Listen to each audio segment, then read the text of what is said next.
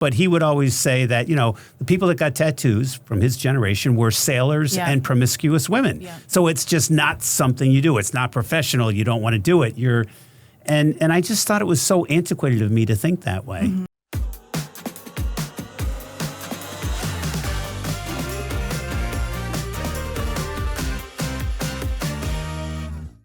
Before we dive in, it's important to remember that the information we provide is for informational purposes only. Every situation is unique, and decisions regarding your health or legal matters should be made after consulting with your own doctor or lawyer. Our aim is to inform and empower, but personal circumstances require personalized advice. Welcome to another edition of Justice in Scrubs. I am Attorney Richard Hastings, and I'm joined by my co-host, Dr. Jeff Michaelis. You want to say hi? Hi. Hi. And we're joined today by Laura Usowski, who has a very interesting occupation and does some fascinating things. And we're going to chat with you about that today. Great. Thank you for having me. Thank you. So why don't you tell us what it is that you do? A tattoo artist. And I not only work with the general public, but I also do reconstructive areola tattooing. So post-mastectomy areola tattooing. And how did you get into tattooing? Totally fell into it. I went to college and met a friend who had left to learn how to tattoo. And then once I graduated, he was looking for an apprentice. So he offered me a position to learn how to tattoo. So when you don't go to tattoo school, you apprentice under somebody who's a senior tattoo artist? Yep. Is there some point in time when you become a tattoo artist? Is it so many tattoos or so many years or? Now they have rules. So now it's at least, I think it's about 1.5 years to 2 years for an apprentice. They have to apply with the state and, find the person to sign off on them. Certain things that they have to learn in a row. They have to do their bloodborne pathogens, first aid training, all of that. But when I was coming up, that wasn't a thing. You just found someone to work under, and they kind of guided you on how to make needles, how to build machines, how to work with clients, how to draw for the body. Do you have to be licensed in Connecticut? In Connecticut, yes, you do. And then when you did your first tattoo, did you tell the person that it was your first tattoo? It was my best friend. Really? Yeah. When I started tattooing, there was also no synthetic skin to practice on. So it was like find 5 friends that, want free tattoos and get going. So they have synthetic skin that you practice on? Now they do, yes. Really? Mm-hmm. We used you could use fruit, oranges, or bananas, grapefruit, something where the skin is a little smoother, but you can peel it and see how far down the needle has gone. So you get an idea of depth and feel. So tell us exactly what tattooing is. I mean, you obviously hold this needle and it's poking ink into your arm, but how does that whole thing work? You dip it in the needle with the machine in the ink cap, and the ink gets drawn into the space between the needles. And then once it's applied to skin, it pushes it just under the first few layers of skin. And how many needles are there in a? It could be anywhere from 1 needle to 100. They use ridiculous large gauge needles now. So if you've seen these shows on TV, like Kat Von D and LA Ink and these different shows, or Miami Ink, they do a stencil first. And does somebody bring in like a computer image you put on the stencil, or does somebody freehand the stencil, or how does that work? All different ways. Somebody will bring in their design idea. I have a machine that can make it into a transfer that I can then place on the skin. Some people freehand, they just draw right on the skin. So do you freehand? Some of it, yeah. So does that mean you're an actual artist? So could you do like a drawing on paper and then paint it? My background is art. I studied painting and studio art in college. Where'd you go to college? Southern in New Haven. Wow. Let's talk about your breast reconstruction tattoos and when do you do it after surgery and how does it done and all that kind of stuff? Personally, I like to have people wait at minimum 6 months after surgery, sometimes even a year. Depends on the scarring that happens. I don't want it to be too new because if you go over it with a tattoo, then it can reject the ink or the scar just can become inflamed and it just won't hold the ink as well. Plus, I want the person to be a little more healed and had some time in between surgery and getting the tattoo. So is it unusual only certain tattoo artists do this, or does everyone? More people there are more people doing it now. But when I started, I think I started like 7 or 8 years ago, there was only a handful of people that I knew of that did it. It was still kind of new in the industry. And do they choose what kind of nipple they want to have, or is there choices, or are you pretty much just one? I just ask questions. Like if they've had children, I'll know that their areola is a little darker, and I can go by skin tone, freckles, to kind of gauge how dark it would be or what the color tones would be. And then they can decide if they want it darker or lighter. Yeah. And what about the recovery time after this tattoo? It's usually like week and a half to 2 weeks. And what is it hurt? It's sensitive, yeah. It's sensitive, kind of like a bruise or a scratch. And it's just for the first few days. I tend to use Sanaderm or Tegaderm over it if they don't have any allergens Can to you adhesives. explain what that is? It's a clear plastic bandage. It's usually used in like surgeries, and that just seals the whole area. So once I'm done with the tattoo, I clean the whole area and then put the Tegaderm on, and that stays on for at least 2 days. And it falls off by itself? Nope, they can take peel, it off. They peel it off? Yeah, Oh, okay. yeah. And I feel that's a better product because it's keeps the whole area from being any kind of bacteria or anything getting into it. So they can wear clothing and sleep on it and not have to worry about it. Oh, yeah. Yeah. So most they're really thrilled about this, aren't they? Oh yeah. Yeah. Yeah. It's very satisfying. Very. Yeah. Yeah. And you also do that for surgical scars, do you not? I have covered up surgical scars. Yeah. Yeah. So I can also use a design or an image to cover any kind of scarring that's in the area. So how about some people that scar more than others? Mm-hmm. Do they have difficulty recovering from tattoos? Some people do. You can usually tell right away when you start tattooing somebody if they're going to have difficulty, if they bleed more or just the area gets swollen. So you just go a little more gentle. And I ask people beforehand if they're prone to scarring, so that I can be aware of it when I'm working with their skin. So my sister, when she gets cut, she forms keloids. Mm-hmm. Yeah, does that happen with the tattoos also? Not that I have seen, but it can happen. I've seen, with tattooing, there's just naturally a little scar that happens underneath the skin. And then, some people can keloid and some people don't. And with the keloid, what happens? Obviously, a keloid is just an overreacting scar. Mm-hmm. Yeah, so there's nothing really you can do about it, right? No, and most people know if they're coming in and they do keloid. I've had people come in with some pretty hefty scars that I won't go over, mm-hmm. especially if I know it's just going to happen. So I will say no. Right. Yeah. Same with like eczema. If people have eczema or any kind of poison ivy, skin irritants, I won't. I'll tell them to wait or not be able to do it. Right. How long have you been tattooing? Close to 25 years. Wow. Mm-hmm. So the people that come in to get tattoos, just generally speaking, what percentage are male, what percentage are female? I'd say definitely have more female clients now, way more. Mm-hmm. I don't know what the percentage is. Probably like 80% women, 20% men. It's pretty high. Why is that, do you think? More women in the industry, that's for sure. So women are more comfortable to come in and get tattooed. And do most people come in and they have something that they have in mind, or they say, I want to get a tattoo, or? All of it, yeah. I've had people contact me, say they want one, but they don't know what they want. And so I just kind of go back and forth trying to figure out, what it is they're trying to get to. Do you know why someone would want to get a tattoo and they don't know what they want to get?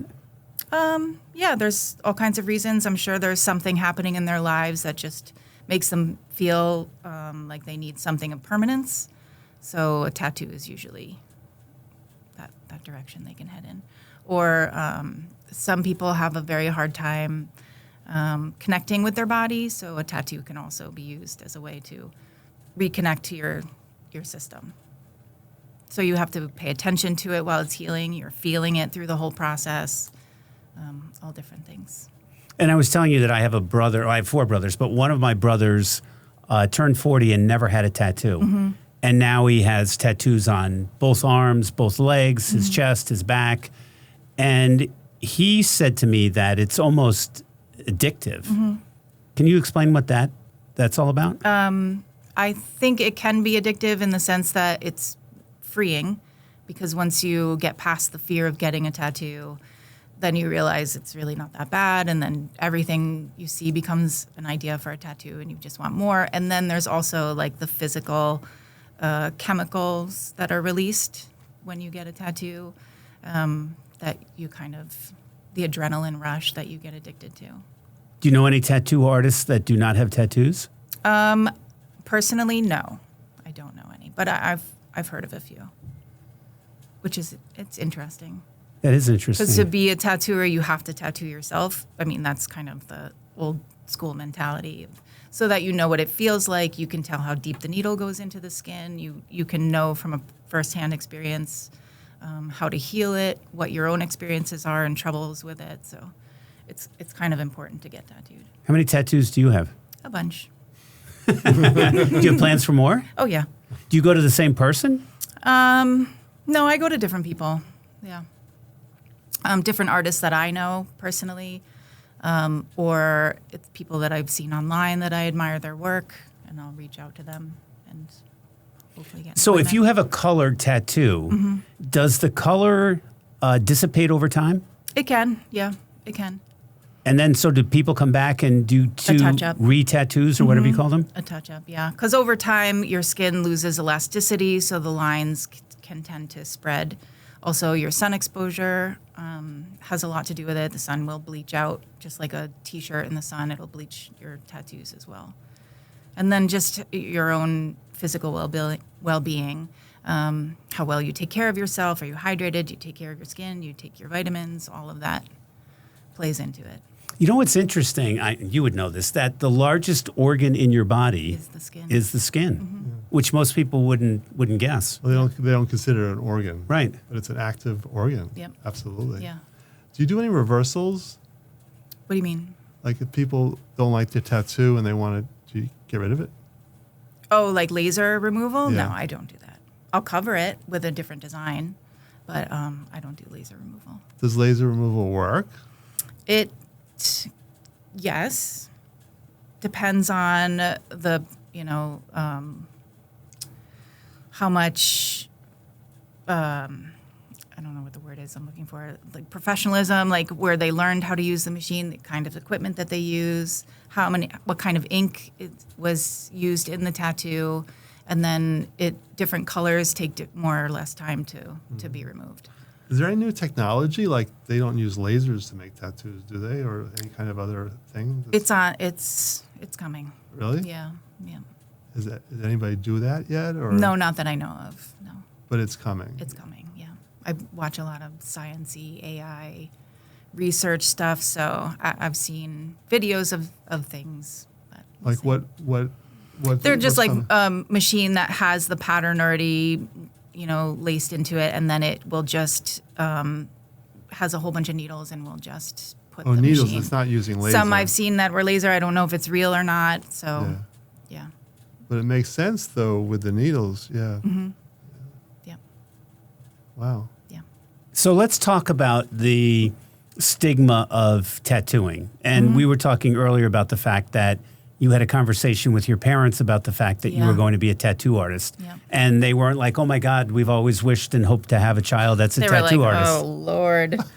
Yeah. So what was all that about? Probably the stigma.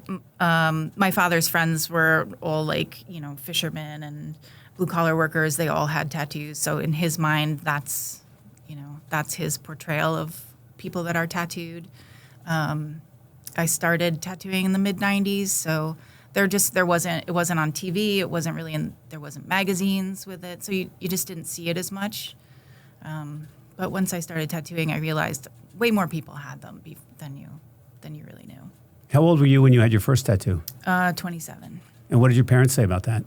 They were not happy.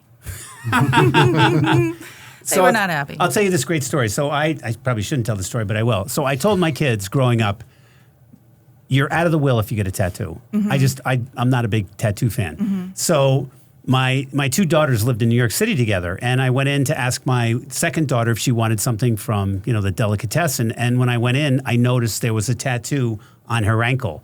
So I said, "Is that what I think that is?" And I'm going to the other room, and my other daughter said, "I feel like a 1,000-pound weight has been lifted from my shoulders. I've known about this for 6 months."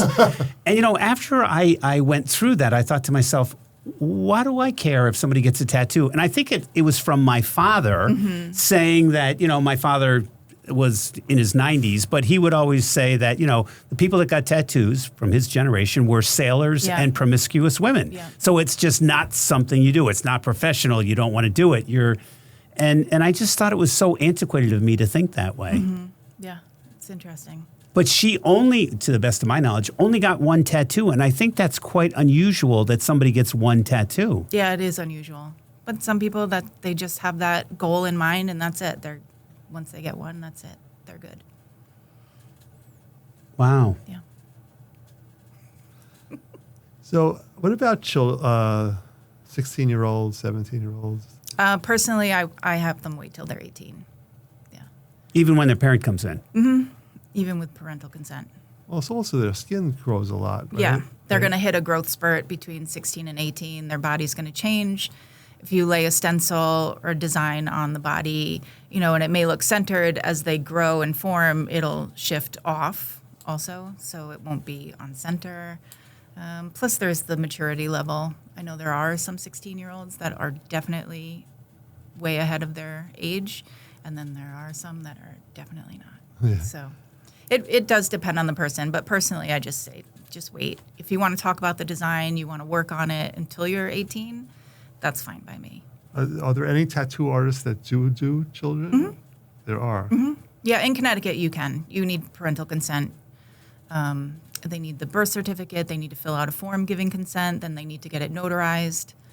And they need to be present. Where is your studio? In Hamden. What's the name of it? La Loba Tattoo.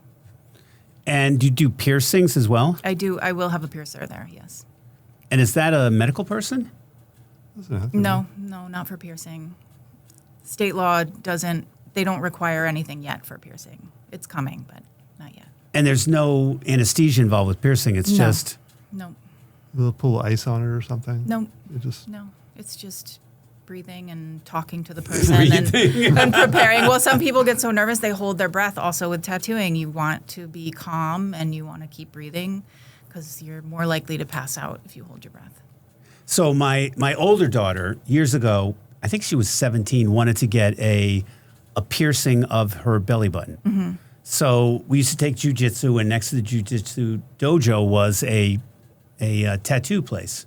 So we go there, and they have a book on the counter.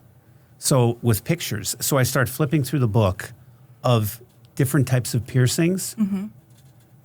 I mean, I'm like, oh my God, mm-hmm. especially piercings of private areas. Mm-hmm. I can't imagine how painful that would be and mm-hmm. then how it affects you in a large number of ways. Mm-hmm. But there are things in there I was just like, oh my God. Yep, it's mind-blowing what people will do with their bodies. We wanted to take a quick break to remind you about our sponsor, findagreatattorney.com. Dealing with the aftermath of an accident or injury can be overwhelming. And the last thing you want to worry about is finding the right lawyer. Findagreatattorney.com simplifies the process by connecting you with one of the top attorneys in your area who specializes in your specific type of case. Whether you've been injured in a car accident, suffered a slip and fall, or experienced medical malpractice, findagreatattorney.com has a network of experienced lawyers ready to help. And remember, their service is completely free, so you can focus on your recovery without worrying about the cost of legal representation. If you or someone you know needs legal assistance, don't hesitate to visit findagreatattorney.com and let them match you with one of the best lawyers in your area for your needs. And we were talking earlier, and I told you we were in New York City, and they had a tattoo convention. Mm-hmm. And I went there, and I met Indian Larry. Oh, yeah. And some of the people at these tattoo conventions that are tattoo artists, I mean, it's just amazing. I mean, facial tattoos and things on their neck. I was on the train one time coming home, and there was a guy who had his head shaved, and he had a chainsaw tattooed on the side of his skull. And I thought, Oh, really? what the heck is that supposed to signify? Nothing good. Maybe that's his. Maybe he's does tree work and Oh, that's his you're being favorite. very kind. You really cannot put a label or a stigma on somebody when you see them tattooed, because you really don't know what the story is. So will you not tattoo someone under certain circumstances? Yes. So if they're intoxicated? Oh yeah, absolutely not. What other On reasons? drugs or I don't know. They're not a regular client. They want me to tattoo their private parts. I won't do that. So people come in and have their private parts tattooed? Some people do. Yeah. Do males have their private parts tattooed? Oh, yeah. Yeah. Really? Yeah. Wow. Yeah. All kinds of people. I once had a man come in and he was like well into his 80s, and I was like, "Oh, are you lost? Are you okay? What do you want?" He's like, "I want a tattoo," and I was like, "Oh, what kind of tattoo do you want to get?" And he just showed me this crude drawing of a battleship, and I was like, "Oh, okay. Where do you want to get it?" And he was like, "Do you see the shape of the battleship?" And I was like, "Yeah, it's a ship." And he's like, "No, do you understand where I might want it?" And it clicked, and I was like, "I will trade you over to the owner of the studio, and he'll probably do it for you." A battleship? Yes, but he ended up not getting the ship.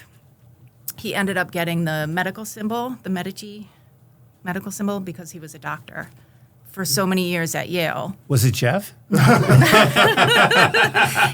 Ooh, retired. that really hurt. Yeah, his wife had passed away, and it was something he had always wanted to do.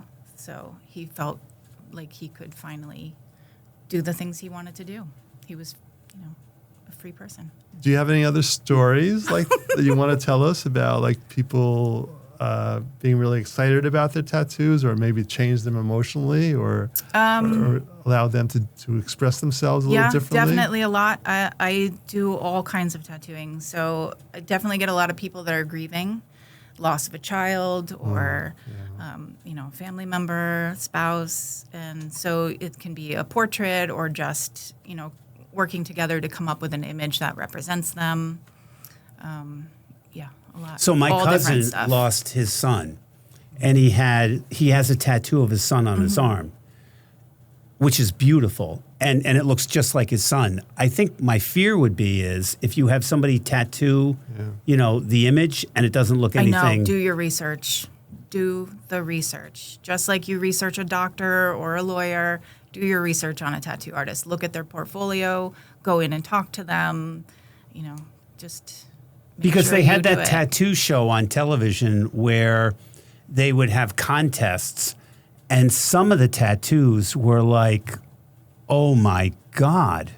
Like it didn't look anything like what it was supposed to be. Or if it was like a person, one arm would be longer than the other, and one hand is bigger than the head. And it's just like, I guess the show was like Tattoo Nightmares or something. Yeah, I've seen parts of it. Oh my gosh, I can't even imagine. So what's the most bizarre tattoo you've done, and what's the most bizarre tattoo you've ever seen? Oh, I don't know. I think mine were pretty tame. I think the weirdest one was like maybe this guy wanted a snake on his arm, but with big human teeth, smiling. I don't know why. He just thought it was a really funny idea and thought it would make people laugh when they asked him what his tattoo was, and he could lift his sleeve and show them a snake smiling. Yeah. And is that something he brings a picture in of, or Just he just an tells idea. you? Yeah, he told me the idea. And then do you go on like AI and do it that way, or do you have to draw it? I draw it. Yeah, I'll ask him like, what kind of snake? How big do you want it to be? Do you want color, black and gray? And then I will now go online. Before online, I would go to the library or the bookstore and pull references from there. So you have that. It looks like parchment paper almost, and you draw on the parchment paper, and then you put the parchment paper on the person's body part and wet it down? Oh, yeah, that's a stencil. So you can take that drawing that's on paper, run it through a machine that will turn it into, it's carbon paper, so it will turn it into a stencil. And then which is like a very basic outline that you can follow, and that's what you stick on the skin. Yeah. Now, if you have a really intricate tattoo like that one, how long does that take to make? This whole upper piece was a cover up so there's another one underneath it, and I think probably close to 25 hours of work to go over that. What's a long time to do one sitting? I do 4 hours. I think 4 hours is plenty of time. So you're 4 hours doing that stuff. Yep. I have sat for way longer, and sat with people, tattooing people for much longer.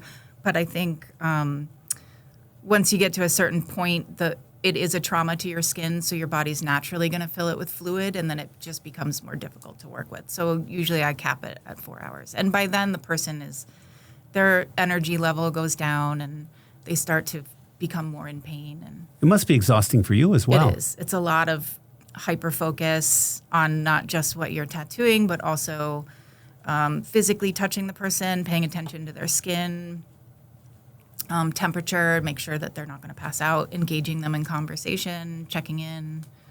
So it's a lot. And then focusing on. So do you charge by the tattoo or by the hour? How does that work? I generalize it by the hour. I can gauge how long a tattoo will take. So I do charge by the hour. So how long is the longest tattoo you've ever done?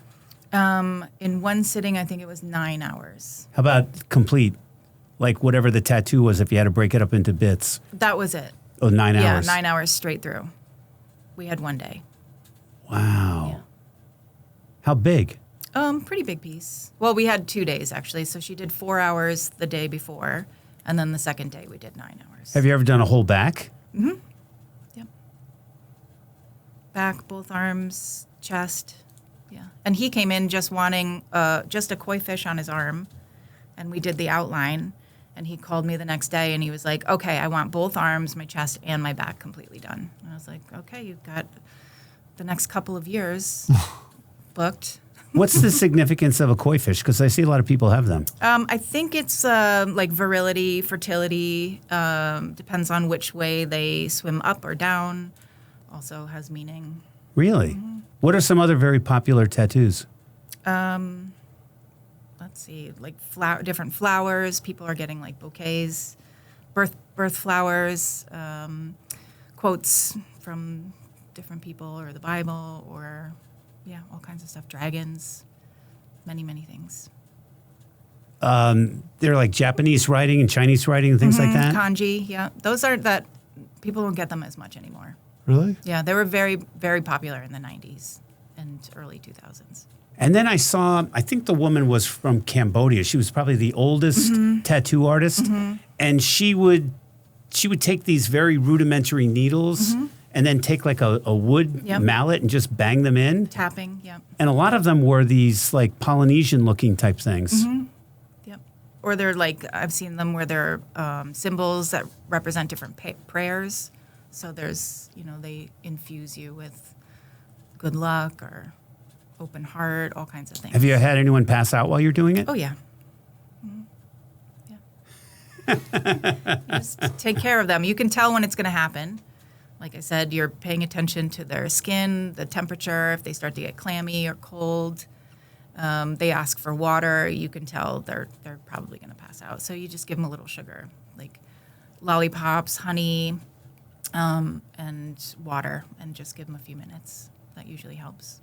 Yeah. So do you have any stories of people that you've tattooed that have like a really strong emotional reaction to the tattoo? Oh, yeah. And what are the tattoos of that they're so emotionally invested in? Like I said, usually memorial tattoos or the tattoos to cover scars, something that will just replace a memory. So how do you see the tattoo industry changing now? I mean, we talked about AI and things of that nature, but what are the big changes that you're experiencing now? Machines are different than when I started, so they're now battery operated. They're no longer, some people still use them. Coil machines have turned over to rotary machines. We used to make our own needles. Then you could purchase pre-made needles, and now you can buy needle cartridges, which are just these tiny little, kind of like a hypodermic needle where the needle pulls back into the cartridge. And then all kinds of things. The ink is different. There's now iPads. Everybody's drawing on an iPad now, so all their media is digital coming in. So, yeah, a lot of things. And now the inks are in Europe are under subjugation of if they're considered cosmetic, then are they a carcinogen? So there's like a big discussion happening around the inks. So how regulated is your industry? It's getting there. It's on its way to being more regulated. It was kind of like the Wild Wild West. Is that a good thing or a bad thing? It's both. I think it would be a good thing if they had artists, that were involved in the process. Right. Instead of just people that know nothing about the industry. Right. And they impose all this stuff on you. Right. That's not helpful. Yeah. And you must have health departments and things come in and inspect, right? Yeah, I have. For Hamden, yes, we have the health department that comes in, but it's left up to the individual town. Some towns don't have enough funding to do inspections, so they just don't do it, and some towns do. And some people have more stricter regulations, and some people don't. So do you have any advice to a person that wants to get their first tattoo? Like, what should they do? Research. Yeah, research the artists in your area. Look at the work that they've done. Look at their line work. Is it clean?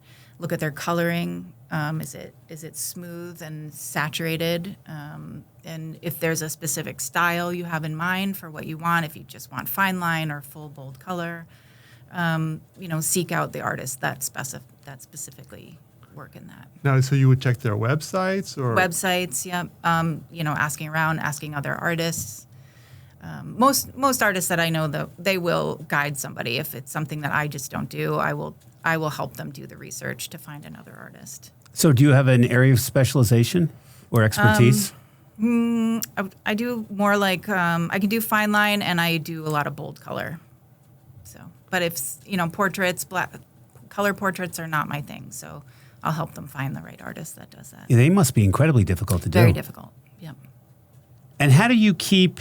I mean, when you're doing color, like I'm looking at your flower, and that's very detailed. How do you keep the ink from not bleeding into another area?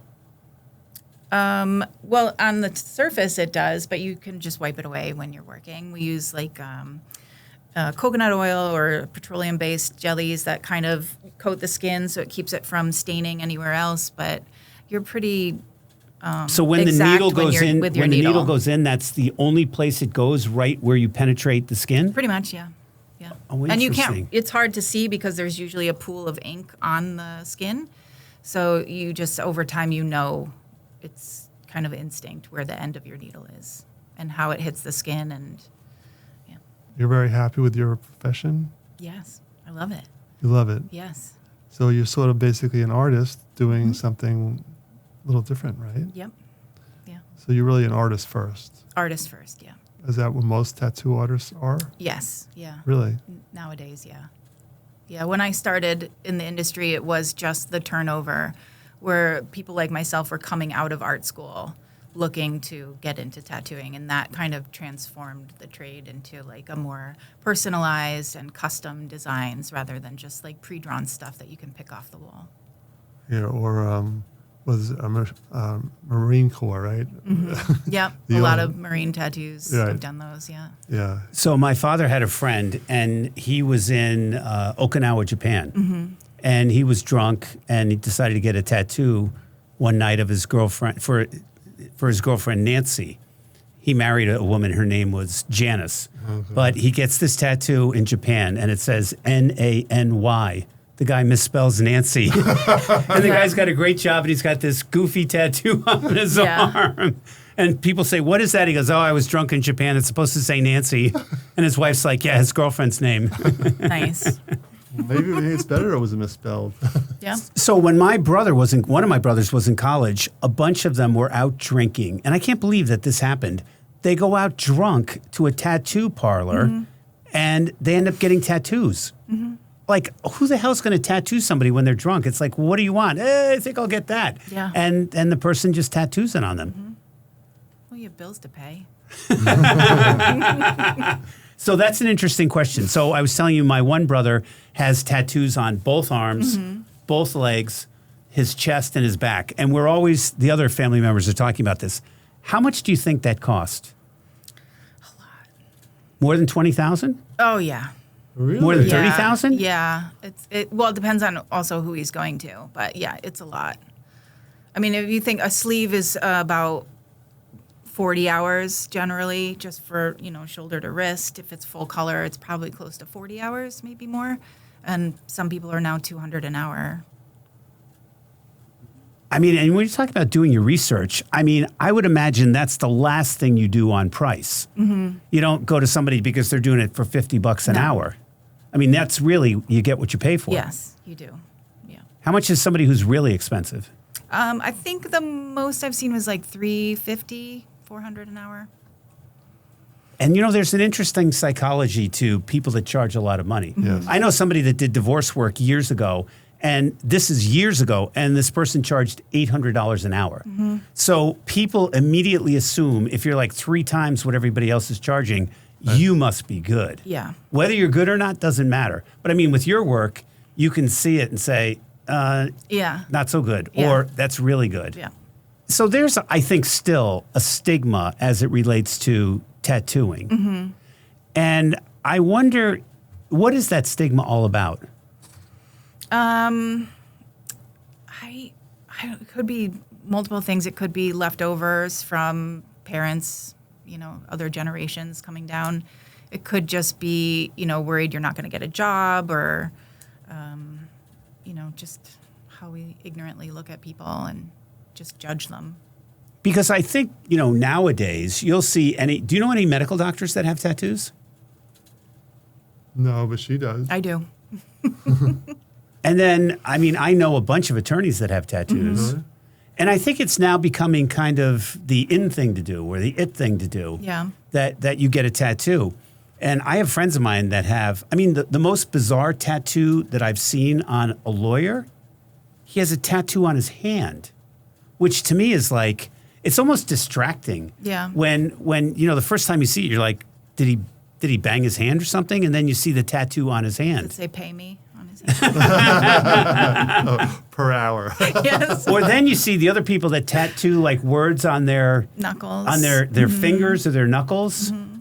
Wow. And we were talking earlier, what are the most painful tattoos? Anything right on the bone, I think, is very painful, like right on the knuckle, on the elbow, kneecaps. And then softer areas like your armpit and the ditch behind your knee, spots like that. Behind your knee? Mm-hmm. What about the glutes? Do you have tattoos there? No, Not you. I don't, but... No, I didn't mean you. I thought that might be inappropriate, so I didn't ask that. But have you done them there? Yes. Wow. Yeah. And then last time I looked, would you venture a guess as to what percentage of the population has tattoos? Oh, it's pretty high. Yeah. I would say probably 50%, close to 50%. Well, it depends on demographics. It does. Yeah, but probably the age of 24 to 38 or something. Mm-hmm. That's probably at least 50%. Yeah. And then after you get over 60, it might be, like 10% or something. Right. Yeah. Yeah. So I'll tell you this. This is another off-color story. So I have a friend of mine. This is a true story. And this guy's like in his 70s. Mm-hmm. He would go to a bar and he would say to a woman, he would bet her, some woman he would meet, I have your name tattooed on my ass. She said, that's not possible. And he'd say, I'll bet you, and he bets her whatever she wants, whatever they end up betting. So he pulls down the back of his pants, and on the back, on his ass, it says, your name. Nice. So I thought if I ever got a tattoo, that would be Yeah, it. you should do that. Yeah. Have you ever seen that before? Oh, yeah. Yeah. Really? You have? Oh, yeah. I've definitely had people pull their pants down in a bar to show me their weird tattoo on their butt or wherever. Yeah. I guess it's an In occupational Walmart, hazard. whatever. Walmart? Yes, anywhere. Hey, I want to show you something. Yep. They see your tattoos. If you tell them that you're a tattoo artist, they will immediately start taking their clothes off to show you what tattoos they have. Have you done facial tattoos? Yes. Of like Little thing, like a little star. On like the a side teardrop? Yeah, not a teardrop, but a little star on the Does side. that mean you or killed dots. somebody? I can't remember what the teardrop is. I think it. Well, a teardrop is like crying. So, like if you lost a spouse or something, you might have a teardrop because that's a tear. You're crying, Yeah. and you're continuing to cry or grieve from a lost spouse or something like that. Yeah.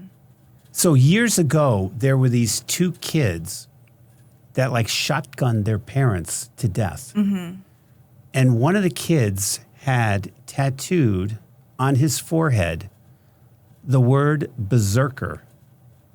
And I just thought to myself, if I was one of the parents, I might say to myself, I think we have a problem here when that kid came home with that tattoo. Yep, definitely. I mean, talk about a sign. Yep. Neck tattoos, do you do those? Yes, I have done them. Yep. Any place you haven't done a tattoo? Bottom of the feet? Have I done one on the bottom of the feet? I don't think I have. That's No, where I'll I get don't mine. think I have. I'm going to get my tattoo. So painful. Oh, would be? Oh yeah, think of how sensitive your feet are when you're walking around Also- barefoot. And I'm ticklish too, so that might be a problem. Oh, that'd be horrible. That'd be Don't do horrible. it. So the funniest tattoo, in fact, I saved it in my phone. If I ever got a tattoo, it would be this tattoo.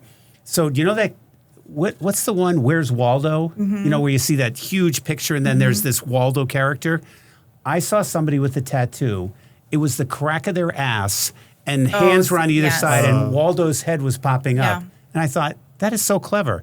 And plus you have the ability to just show that to people that you want to show it to. It's not like it's on your face or something. I think he's going to get a tattoo. I think so too. What do you I'll think? give you my card when we're done. I'll wander in and just say, I want a tattoo. You'll say, how about So what a do you- teardrop what do you- on what your do you face? think- I'll be like, what- okay. And I'll be high. think he really be like, oh, wants- sure, yes. let's do that. What do you think he's going to want? What do you think he's going to want? Oh, something silly. The teardrop. Definitely. Yeah, something silly. Not a teardrop. No. Something silly. Yeah. That'd up my street cred getting a teardrop. Like a Disney character or something. Yeah. Donald Duck. You like Donald Duck? No, I don't think so. Goofy. Goofy.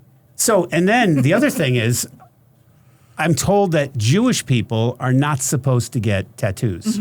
So my daughter worked with this woman who was the daughter of a rabbi, and she had a tattoo. And my daughter said to her, I thought Jews weren't supposed to get tattoos.